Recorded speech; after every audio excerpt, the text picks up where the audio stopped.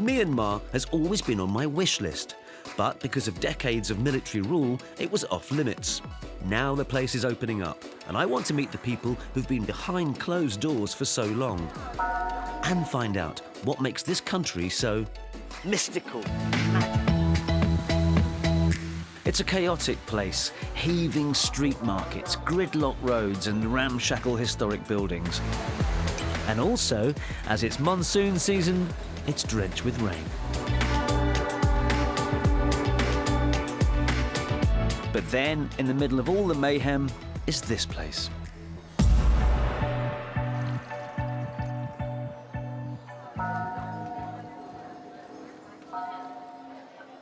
Wow, it's actually quite an overcast grey day, but you come here and it's like it's brilliant sunshine because the reflection of the gold is just dazzling.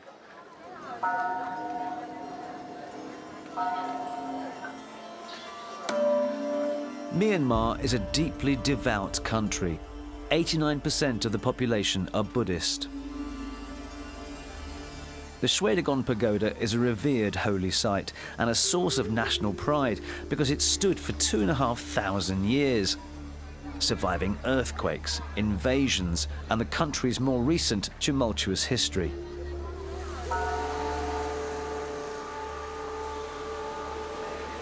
The story of Myanmar over the last 2 centuries has really been all about other countries and the military muscling in and taking over.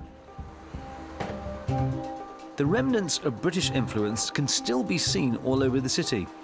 They seized control in the 19th century. Many found colonial Yangon, then called Rangoon, a beguiling place. Rudyard Kipling, author of The Jungle Book, described it as a land like no other. They also changed the name of the country to Myanmar, which most locals use today.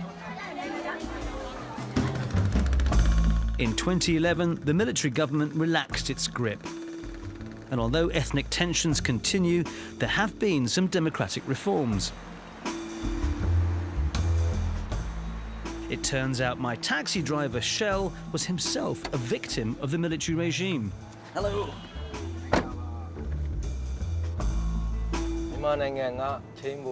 Imprisoned after taking part in student protests in 1988, he spent a total of 14 years behind bars. And when he came out, he struggled to get a job. I wasn't able to study since I was in prison for 14 years without any education. Job opportunities were very slim, so I learned how to drive. Now he and 2 other former political prisoners have started a cab network called Golden Harp Taxis to raise funds and help others like them readjust to the outside world. Do you think that tourism is good for this country? We've not seen anything like it in our lifetime. It's very good for the country because we have more hotels for the tourist sector, more job opportunities, and tourism's booming, and that will generate foreign currency for us.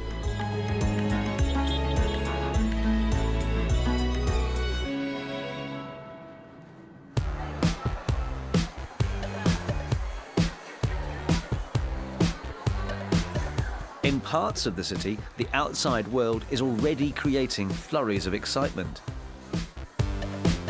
Something unprecedented has happened in Myanmar. Even in a country blessed with so many amazing stupas, temples and pagodas, this new place has got people wildly excited. Yep, it's the first Western fast food joint to open in the whole of the country. It's not cheap, mind. A regular meal costs way more than the average daily wage here.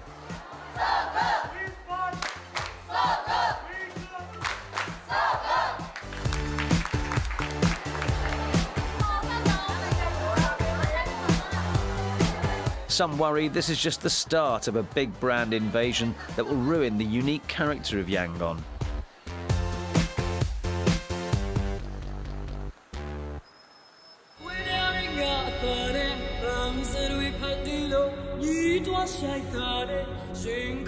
But as I found out from Myanmar's answer to Lady Gaga, there'll always be a uniquely Burmese twist on popular culture.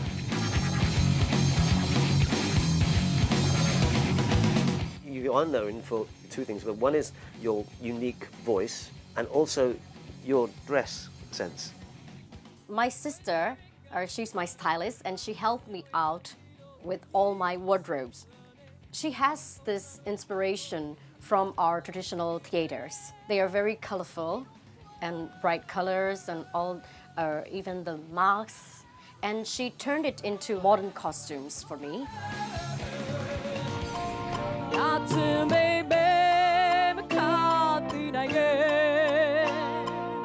Pew Pew is one of the country's most famous pop stars.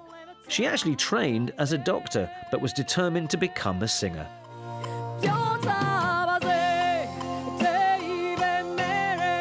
No easy feat under the military junta, where rebellious artists and musicians were kept in check. Something Pew Pew herself has experienced. The arbitrary statement said that my style of singing is very bold and very different from the norms. The movement of my lips and even my voice, and it has been banned.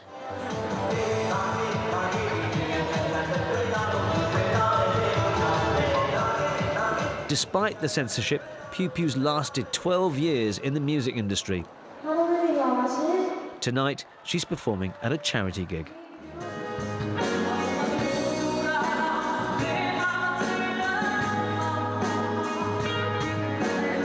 I know you've recorded with artists around the world. What do they know about Myanmar, about Burma?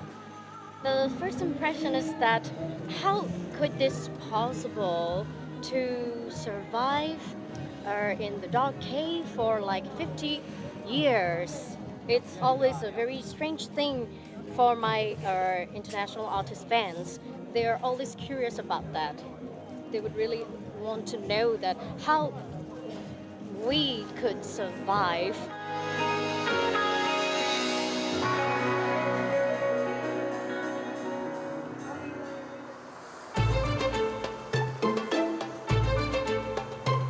The next day, I'm leaving the city for the countryside, where 70% of the population live.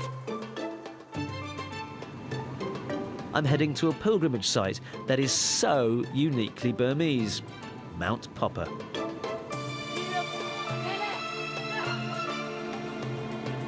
It's a volcanic rock over 700 meters high. I can just about see it through the fog.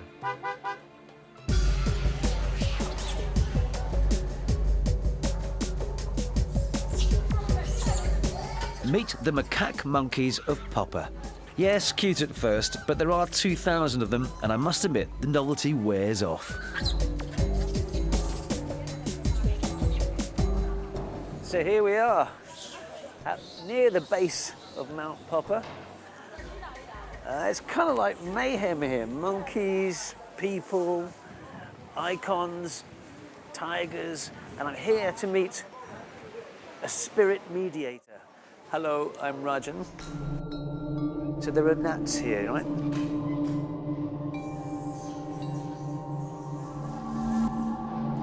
Not the biting kind. These 37 gnats are spirits and part of an ancient form of worship that exists alongside Buddhism. And Mount Popper is thought to be the home of the gnats. Spirit worshippers believe that each gnat has extraordinary powers, and if they have a problem, they come and pray and make an offering to the gnat. They hope the gnat will fulfill their desires. And tell me, what's your role in this?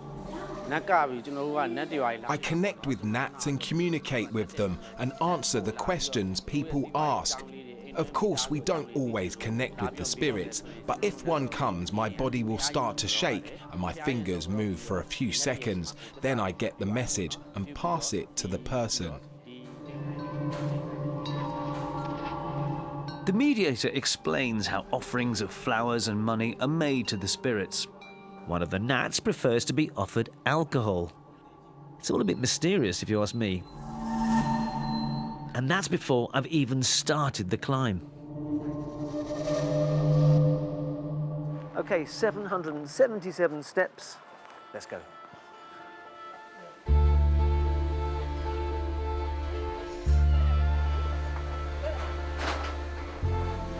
First, like all religious sites in Myanmar, it's shoes off. Shoes here, yeah. Soaking wet. I should have bought a spare pair of socks. And you do wonder who's really in charge here. A little bit spooky, if you ask me. People are actually being attacked by the monkeys. Landing on their heads and stuff. The climb is steep and not helped by the fact that some of the steps are covered in monkey droppings.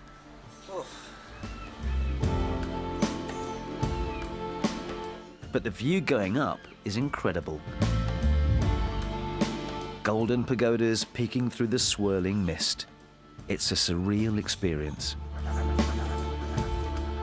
Okay, I've climbed the 777 steps to the top of Mount Popper, this ancient spiritual shrine. And because of that mist, it's eerily beautiful.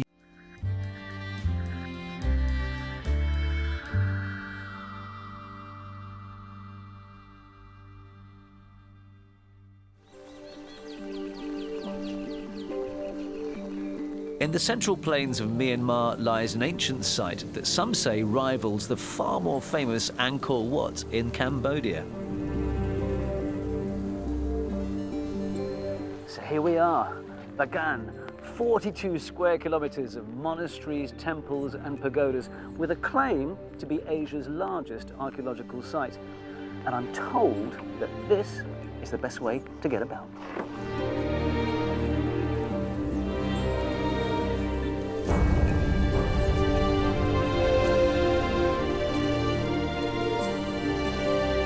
This was Myanmar's first capital and where Buddhism in the country began.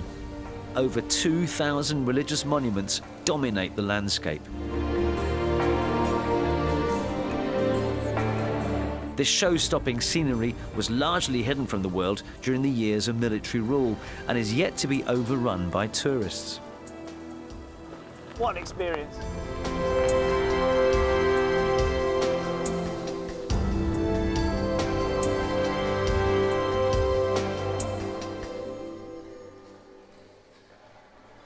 So this is the Ananda Temple, one of the showpiece temples in this whole complex.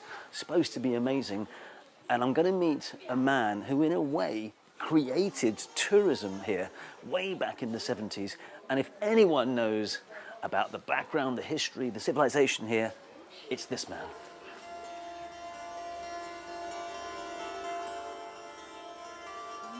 And here he is, I think. Hello. Edwin. Yeah. Really nice to meet you. How are you doing? Welcome you from beautiful Bagan. Well, this is amazing.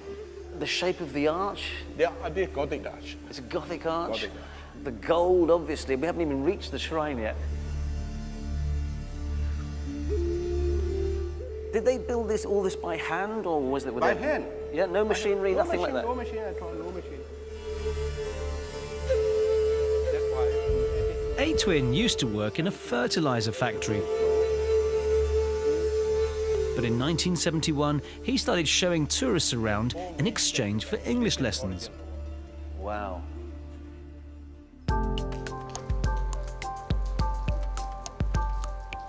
The temples here have withstood huge earthquakes and some ham-fisted attempts at restoration under the military junta.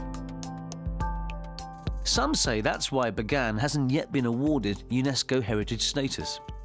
They painted over this, or tried to paint over this? Yeah. They paint whitewash everywhere. And now they're trying to restore it. Yeah, slowly, because it's whitewash, the calcium eat the color. Yeah. There's a lot to be done, but Atwin hopes this is the start of more people coming to see the unique monuments here.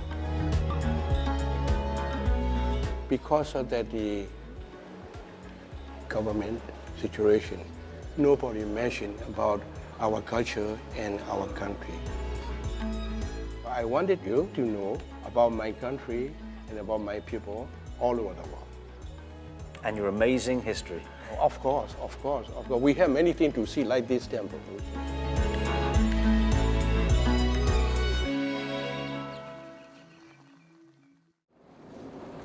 Next, we're heading east. But on the way to the airport, I'm, well, sidetracked. Hang on a minute. What's this? What's this? This is Keepy Uppies. Oh, no, this is, I know what this is. Can we stop, please? Can we stop? Thank you.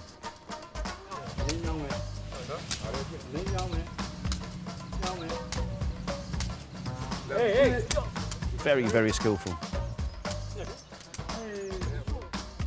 I'm going to regret this. Mingalaba, hi. Can I join in? Yeah? Fantastic.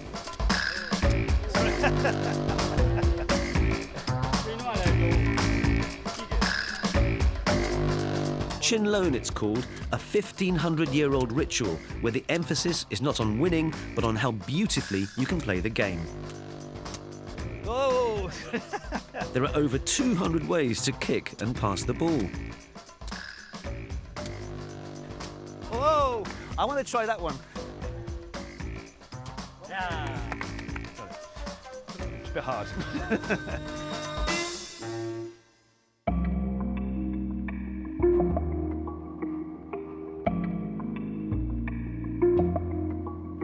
An hour's flight from Bagan is the vast Inle Lake. It covers 116 square kilometres and supports a way of life I've never seen anywhere else.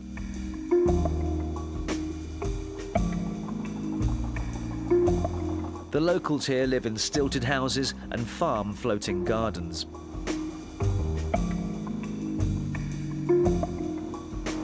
And what a view.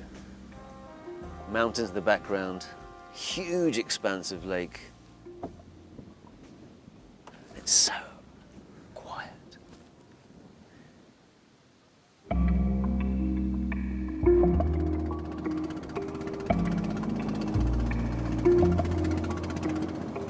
You're not cold? You're coming from England.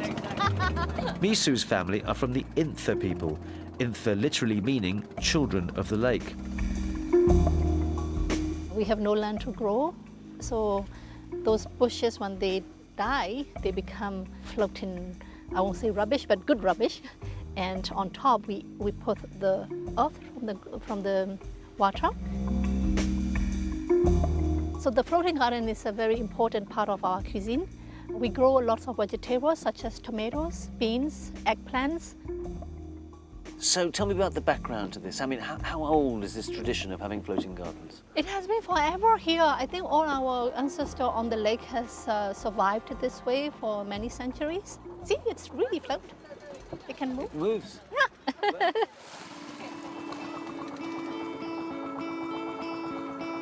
There's a whole community set up on the lake. Not your average corner shop, is it? That's a school. Yes, that's a middle school, yeah. A school on stilts. Wow, I wish I went to a school on stilts.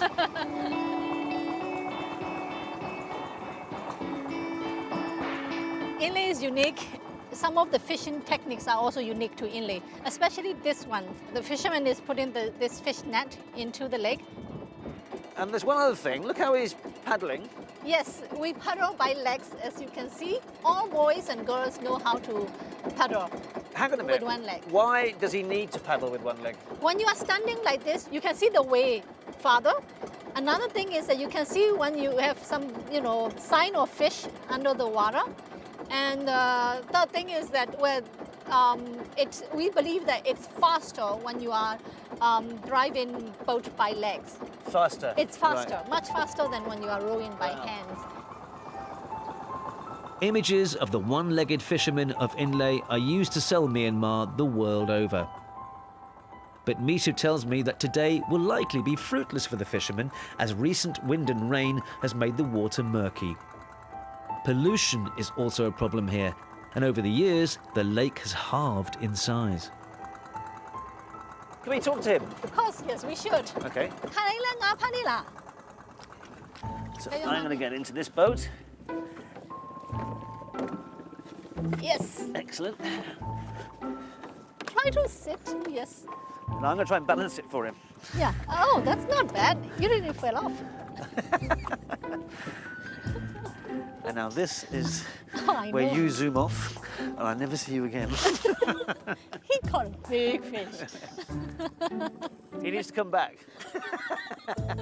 How much? It's nice knowing you. Bye. Bye. Good luck.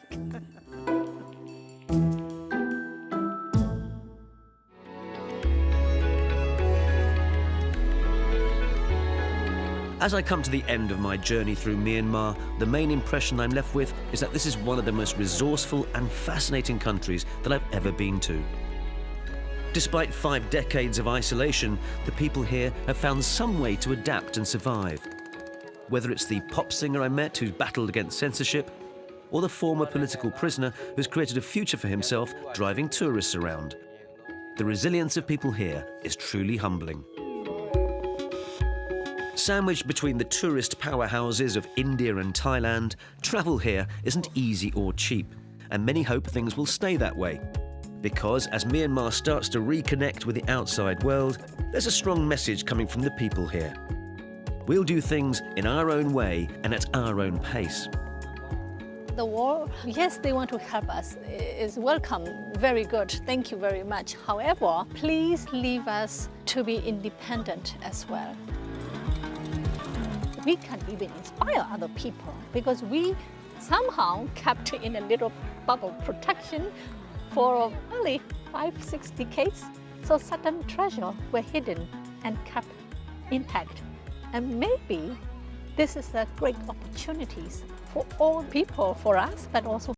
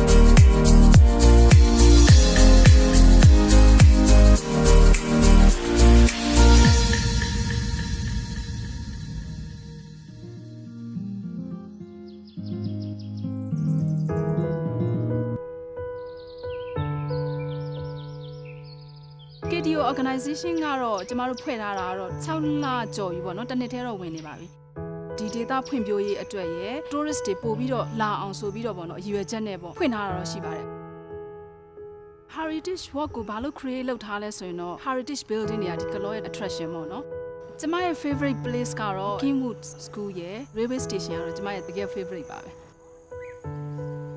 ကလော heritage ကတော့100ကျော်နေပါပြီမြန်မာပြည်မှာဆိုရင်တော့ဒုတိယအသက်အကြီးဆုံး hotel လို့လည်းပြောရမှာပဲ in future plan မှာသွားမဲ့ building မှန်သမျှအလုံး40တိုင်းမှာသူတို့ရဲ့ history လေးတွေကို sign board ထောင်ပြီးတော့ပေါ့နော်ဒီဖို့ plan ရှိပါတယ် German corporation တော့ဒီကလော tourism ကိုတော်တော်များများတော့လာပြီး support လုပ်ပေးတယ်သူတို့ရှာရလာတဲ့ knowledge တွေကကိုယ့်အတွက်ကလည်းတကယ်အခွင့်အရေးအထူးကြီးပဲပေါ့နော်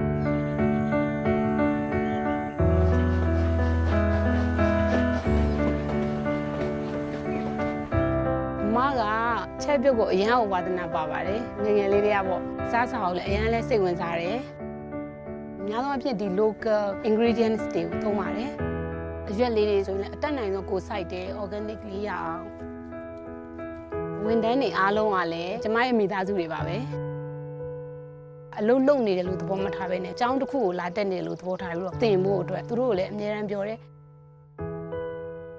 ဒီဆိုင်လေးမှာတော့ customer ကအစားအသောက်ကြိုက်တာလည်းပါတယ်လို့သူတို့ location လေးကြိုက်ပုံလည်းရပါတယ်ကလောရလှပြီးသားဘာတွေကို develop ဖြစ်အောင်လုပ်မလဲဆိုတာကိုကလော tourism ကလုပ်တယ်ကျမတို့ဒီကလောတောင်ပေါ်မြို့လေးကိုလာနေပါလို့ဒီ trekking business တွေမဟုတ်ပါဘူးတကယ် attraction အရန်လှပြီးတော့ nature ရှိတဲ့ကလောမြို့လေးကိုလာနေပါလို့ဖိတ်ခေါ်ပါရစေရှင်